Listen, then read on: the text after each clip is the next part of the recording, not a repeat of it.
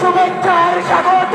বাতিলরা চলছে, বাতিলরা চলছে, চলছে। সামুদ্রের তলোয়ার করছে ওঠো আরেকবার।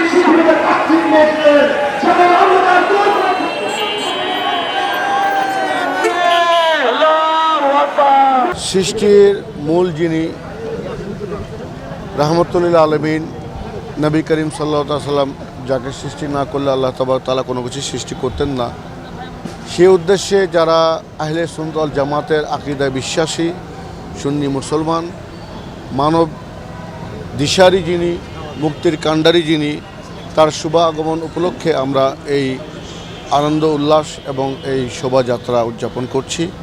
এবং এটা শুধু তাই না, আমি মনে করি যে প্রত্যেকটা জিনিস পরীক্ষা নিরীক্ষা করা যেমন যন্ত্র রয়েছে, বিভিন্ন কিছু ওয়ে রয়েছে, ঠিক সেভাবে আমি মনে করি যে মুসলিম উম্মাহকে তার ঈমানকে সঠিক পরীক্ষা করার একটা হচ্ছে নবী প্রেম। যার কারণে আহলে সুন্নাত ওয়াল জামাত সুন্নি আকীদা যারা আমরা বিশ্বাসী রয়েছি, বিশেষ করে সুফি জমে যারা রয়েছি, আহলে তরিকত যারা রয়েছি, আমরা নবীর মহাব্বতটাকে প্রদর্শন করার চেষ্টা করি এবং সবার উদ্দেশ্যে এটাই বলতে চাই, সবাই নবীর আশিক হন, প্রেমিক হন, নবীকে ভালোবাসুন। আল্লাহ পাক পৃথিবীতে কলহল চায় না, অশান্তি চায় না, শান্তি চায়। আলহামদুলিল্লাহ রাব্বিল আলামিন, সমস্ত পৃথিবীর রব হলো আল্লাহ। আর আল্লাহ পাক বলেছেন আমার তার হাবিবের ব্যাপারে, ওমা আরসালনাকা ইল্লা রাহমাতাল লিল আলামিন। আল্লাহ পাক তার হাবিবকে রহমত করে পৃথিবীতে পাঠিয়েছেন। রহমতপ্রাপ্ত বান্দি যারা তারা পৃথিবীতে কখনো বিশৃঙ্খলা হবে না, আর রহমতপ্রাপ্ত যার উপরে নাই তাদের দ্বারা বিশৃঙ্খলা হবে। আমরা আজকের এই জুলুস থেকে, পবিত্র রবিউল আউয়ালের এই দিন থেকে আমরা এটাই চাই। আর রাসূল চেয়েছেন শান্তি, আল্লাহ চেয়েছেন শান্তি, ওলি আল্লাহ চেয়েছেন শান্তি, আমরাও চাই শান্তি। আসসালামু আলাইকুম ওয়া রাহমাতুল্লাহি ওয়া বারাকাতুহু।